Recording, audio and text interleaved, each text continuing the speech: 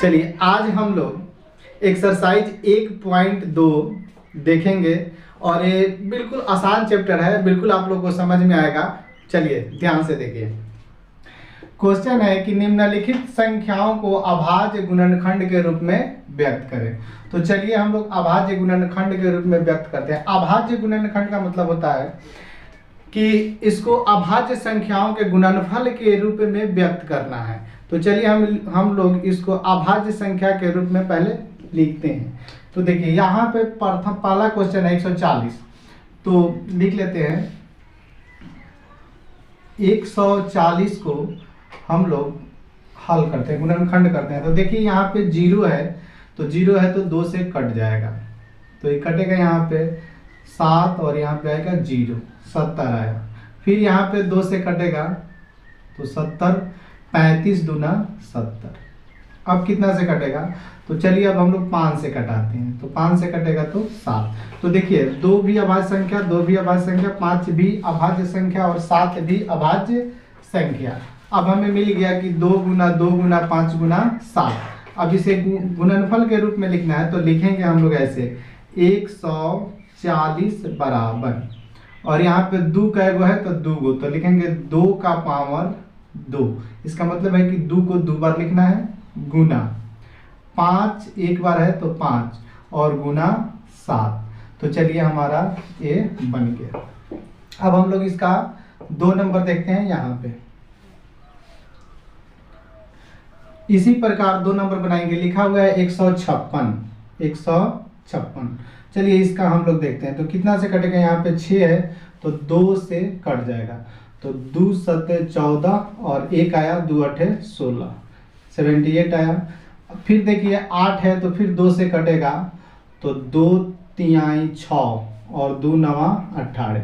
चलिए 39 आया। अब कितना से कटाएंगे? तो 3 से कटेगा, तो 3 एकम 3 और यहाँ पे 3 3 9।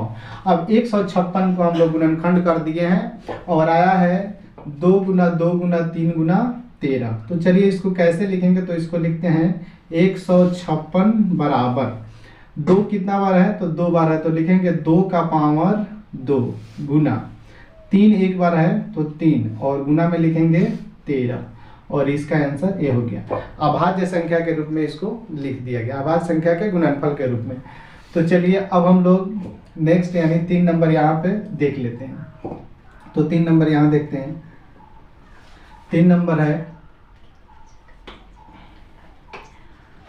38 25। चलिए अब इसका भी हम लोग गुणनखंड करते हैं। तो सबसे पहले जान जाइए कि यहाँ पे 5 है तो ये कटेगा कितना से? चलिए हम लोग पहले ऐसे देखते हैं। 2 से तो कटेगा नहीं, तो हम लोग 3 से चेक करते हैं। तो 5 और 2 7, 7 8 15 3 18, 18 में 3 से भाग लग जाएगा। इसका मतलब है कि इसमें भी 3 से भाग लगेगा। तो सबसे पहले हम लोग 3 से चेक करते हैं। तो 3 एकम 3, 3 दूना 6, तो 8 में से 6 गया तो 2 2 यानी 22 आया। 3 7 21, 1 5 आया, 3 5 15, यानी 38 और 25 को कटाए तो 1275 आया।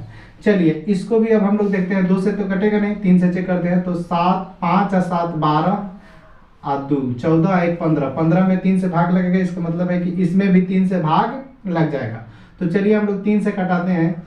3 चौका 12, 3 दूना 6 और 1 आया 15 हुआ, तो 3 5 15, 425। अब 425 को कटाना है, तो फिर देखिए क्या चीज से कटेगा?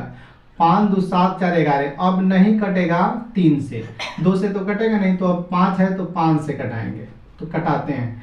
42 है तो 8 मरतबे कटेगा, 40 2 5 50 25, तो यहाँ पे आ गया 85। अब क्या करेंगे कि 85 कितना से कटेगा? तो 5 से कटाएंगे तो कटेगा 17। तो इसको अब हम लोग क्या करेंगे कि अभाज्य संख्या के गुणनखंड के रूप में लिख लेंगे। तो इसको हम लोग लिखते हैं 38 25 बराबर, और इसको लिख लेते हैं। देखिए 3 कितना बार है? तो 3 है 2 बार, तो लिखेंगे 3 का पावर 2 गुना 5 कितना बार है? 2 बार है, तो लिखेंगे 5 का पावर 2 और गुना 17। तो 3 क्वेश्चन हम लोग बनाए हैं। चलिए अब हम लोग 4 नंबर क्वेश्चन बनाएंगे। 1 का 4, इसमें इसको भी अभाज्य गुणनखंड के गुणनफल के रूप में व्यक्त करना है। तो देखिए कितना से कटेगा? तो अंत में 5 है तो 5 से हम लोग कटाएंगे। तो 5 एकम 5, यहाँ पे 00 00 उतर जाएगा, फिर 1 नहीं 1001 आया। तो अब कितना से कटेगा, तो 1001 7 से कट जाएगा। तो चलिए 7 से हम लोग कटाते हैं। तो कटाइए, 7 एकम 7, तो 10 में से 7 जाएगा 3 0 30 आया।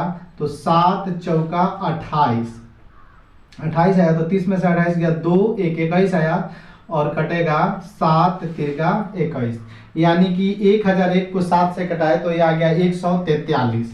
अब इसको हम कितना से कटाएंगे, तो ये कटेगा 11 से। तो 11 से कटेगा तो 11 एकम 11, तो 14 में से 11 गया, 12 13 14 3 बचा यानी 33 आया और कटेगा 11 एकम 11, तो यहाँ पे 1 आया और फिर कटेगा 11 तिहाई 33। तो ये पूरा कट गया। तो इसको लिख सकते हैं हम 5 00 5 को लिख सकते हैं 5 गुना 7 गुना 11 गुना 13, 11 गुना 13। तो उतार लेते हैं 7 4 2 9, ये सब तो कटावे में भाई। चलिए अब हम लोग 5 नंबर इसका देखेंगे। तो 5 इसका भी क्या करना है कि वहीं अभाज्य गुणनखंड ज्ञात करना है। तो चलिए हम लोग देखते हैं कितना से कटेगा। तो यहाँ पे अभाज्य संख्या है तो किसी न किसी अभाज्य संख्या से कटाएंगे। तो हम लोग कटाते हैं 17 से। कितना से, 17 से। तो चलिए 17 से एक बार हम लोग कटाने का प्रयास करते हैं। बताइए, 17 दूना 34 17 3 का 17 चौका 68 4। अब 68 74 में से कितना घटाएंगे कि 68 आएगा, घटा लीजिए।